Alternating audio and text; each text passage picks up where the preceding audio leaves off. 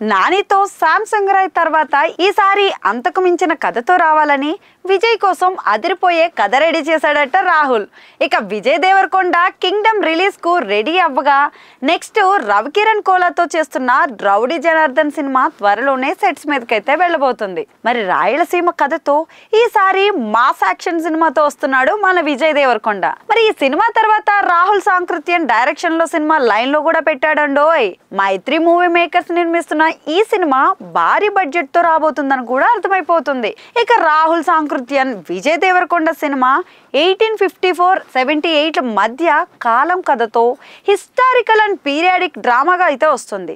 మరి ఈ మధ్యనే విజయ్ దేవరకొండ బర్త్డే సందర్భంగా కూర్చున్న ఒక ఫోటో ప్రీ లుక్ నైతే వదిలేశారు మన మేకర్స్. అయితే విజయ్ దేవరకొండ కోసం రాహుల్ చాలా పెద్ద ప్లానింగ్ లో ఉన్నాడని అయితే అర్థమవుతుంది. మరి ఈ సినిమా కథా కథనాలు చాలా బాగా వచ్చాయట.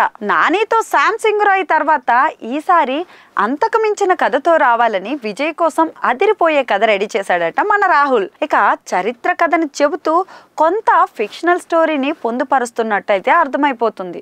మరి ఈ ఇయర్ ఎండింగ్ అయితే ఈ సినిమా సెట్స్ మీదకి వెళ్తుందని అందరూ అనుకుంటున్నారు. విజయ్ దేవరకొండ పూర్తి స్టామినా ఏంటనేది ఈ సినిమా ప్రూవ్ చేసేలా అంతా పర్ఫెక్ట్ ప్లానింగ్ తో ప్లాన్ చేస్తున్నారట. మరి ఈ సినిమాలో విజయ్ సరసన రష్మిక మందన హీరోయిన్ గా నటిస్తోంది.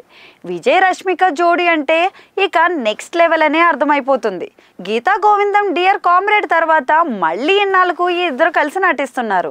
అయితే ఇద్దరి మధ్య కెమిస్ట్రీ బాగా కుదురుతుంది కాబట్టి ఈ సినిమా మిగతా అంశాలతో పాటు వీళ్ళ జోడీ కూడా అదిరిపోతుందనే చెప్పొచ్చు. మరి విజయ్ దేవరకొండ నుంచి రాబోతున్న 3 సినిమాలు ఒకదానికి మించి మరొకటి అన్నట్లుగా తప్పకుండా విజయ్ ఫ్యాన్స్ కి ఈ సినిమాలు మంచి ఫీస్ట్ అందించేలా ఉన్నాయి.